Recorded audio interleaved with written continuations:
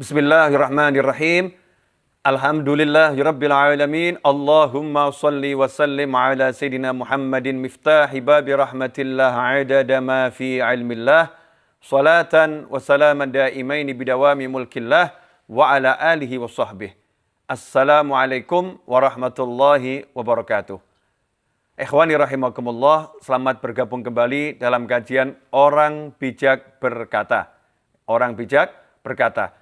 Sebelum melanjutkan kajian, saya ingin mengingatkan nanti maghrib kita masuk malam nisfu Sya'ban. Jangan lupa banyak berdoa, ya, banyak mohon pada Allah Subhanahu wa taala karena di malam nisfu Sya'ban Allah taala memberikan ampunan yang tak terkira melebihi hari-hari yang lain sepanjang tahun. Sebagaimana disebutkan oleh Nabi Muhammad sallallahu alaihi wasallam dalam beberapa riwayat. Silahkan nanti dipelajari tentang kemuliaan malam nisfu Sya'ban. Pada episode ini kita akan menyampaikan nasihat yang pernah disampaikan oleh Syekh Muhammad bin Dauri dalam kitab Nashahul Ibad. Ya, dalam kitab Nashahul Ibad, yaitu tentang penyebab iblis celaka. Jadi ada 5 hal yang menyebabkan iblis celaka. Kenapa dikatakan iblis celaka? Berarti sebelumnya iblis tidak celaka. Sebelumnya iblis berada dalam kelompok malaikat, berjuang bersama malaikat, ya, atau mungkin bahkan iblis di barisan yang depan, ya, bersama malaikat, membasmi mereka yang durjana di muka bumi sebelum kehidupan manusia. Tetapi setelah Allah Ta'ala menciptakan manusia, yaitu Nabi Adam alaihissalam, kemudian Allah perintahkan iblis untuk sujud kepada Nabi Adam, Allah perintahkan malaikat untuk sujud kepada Nabi Adam, malaikat tunduk pada Allah Ta'ala, sujud. Tapi iblis menolak dan akhirnya dilaknat. Nah, kenapa iblis dilaknat, menolak, dan kenapa akhirnya dilaknat? Kenapa menjadi celaka selama-lamanya? Yang pertama adalah ia tidak mengakui dosanya. Jadi saat iblis itu suruh sujud pada Nabi Adam dan tidak mau, iblis tidak mengakui kesalahannya segera. Saya bersalah, saya berdosa, minta ampun ya Allah. Tidak melakukan itu, justru menjawab, engkau ciptakan Adam dari tanah, engkau ciptakan aku dari api lebih mulia dari tanah. Iblis mencari alasan, ya, mencari pembenaran untuk kesalahannya, mencari pembenaran untuk pembangkangannya. Inilah yang membuat Allah Ta'ala marah, membuat Allah Ta'ala melaknat iblis, menjauhkan dari rahmatnya selama-lamanya. Tidak mengakui dosanya, justru mencari alasan dan pembenaran. Otomatis, karena tidak mengakui dosanya, mencari pembenaran, maka timbul kesalahan yang kedua. Tidak pernah menyesalinya. Ya, iblis tidak pernah menyesali kesalahannya itu. Membangkang pada Allah Ta'ala dan membuat alasan-alasan di hadapan Allah Subhanahu wa Ta'ala. Yang ketiga, iblis tidak mencela dirinya. Celaka aku orang yang zalim, tidak pernah. Dia merasa, ya baik-baik saja, saya nggak bersalah. Saya lebih mulia kok, saya lebih hebat, saya sudah berjuang sekian lama. Adam belum pernah berbuat apa-apa, saya lebih mulia. Sombong iblis. Tidak pernah menyesalinya, dan iblis tidak pernah mencela dirinya. 3 hal sudah. Yang keempat, tidak mau bertobat. Nggak mau bertobat. Jadi kalau yang pertama tadi dia tidak mengakui dosanya. Mengakui dosa itu langkah awal menuju tobat.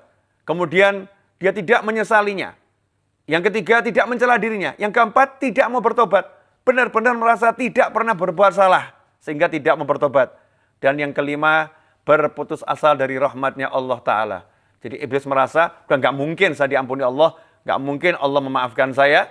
Dia berputus asa dari rahmatnya Allah Subhanahu wa Ta'ala. Tidak ada sejarahnya iblis minta maaf, minta ampun, dan bertobat. Sementara Nabi Adam alaihissalam, beliau alaihissalam kakek kita, berbuat kesalahan saat memakan buah khuldi.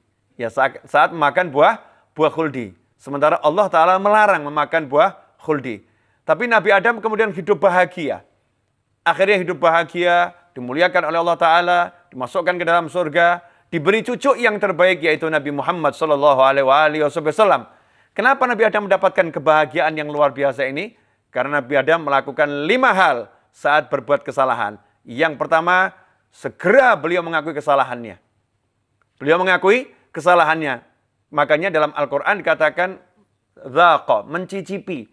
Jadi begitu mencicipi sadar ini salah. Nabi Adam mengakui kesalahannya. Yang kedua, menyesalinya. Dikatakan Nabi Adam itu menangis ratusan tahun, saudara-saudara.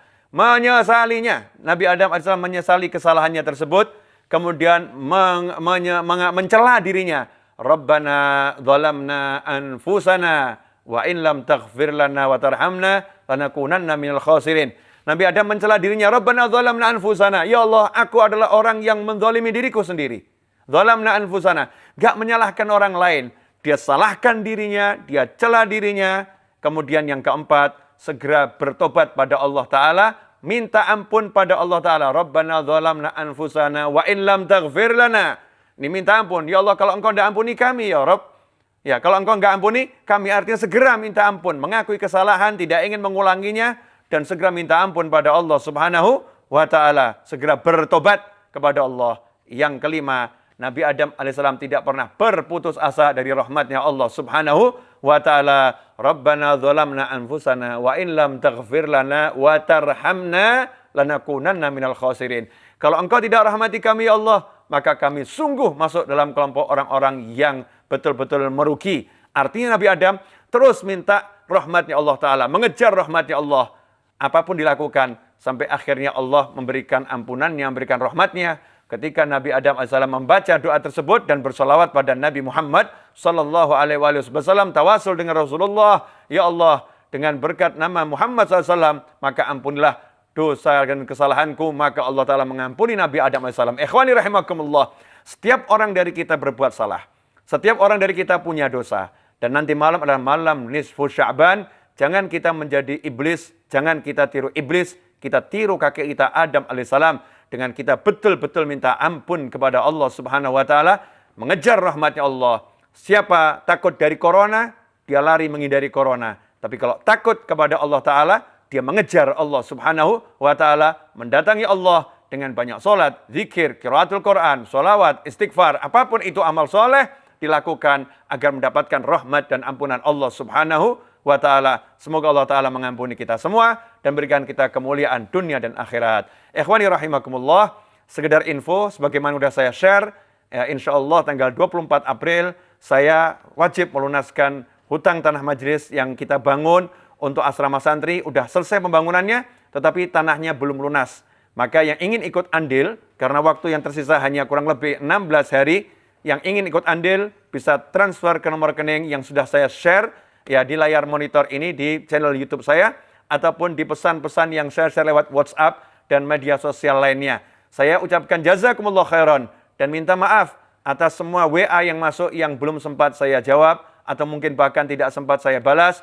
Bukan saya tidak mau, tapi karena keterbatasan waktu dan tenaga saya untuk membalas ya puluhan ribu WhatsApp yang masuk. Mudah-mudahan menjadi maklum dan saya doakan semoga Allah Ta'ala memberkati kita semua, membalas kebaikan Anda dalam bentuk apapun, doa, bantu share, transfer, dengan ampunan, rahmat, limpahan karunia dunia hingga akhirat, dan kemudahan dalam kehidupan, dunia maupun akhirat, dan dijauhkan dari segala bala, bencana, wabah, musibah, segala macam penyakit, dan segala hal yang tidak menyenangkan dunia akhirat, dengan berkat Nabi Muhammad SAW, dan berkat orang-orang yang mengikuti Nabi Muhammad SAW. Sebelumnya, dan sudahnya saya ucapkan jazakumullah khairan katsira wa sallallahu ala sayyidina Muhammadin wa alihi wasallam walhamdulillahirabbil alamin wal afu minkum wassalamu alaikum warahmatullahi wabarakatuh.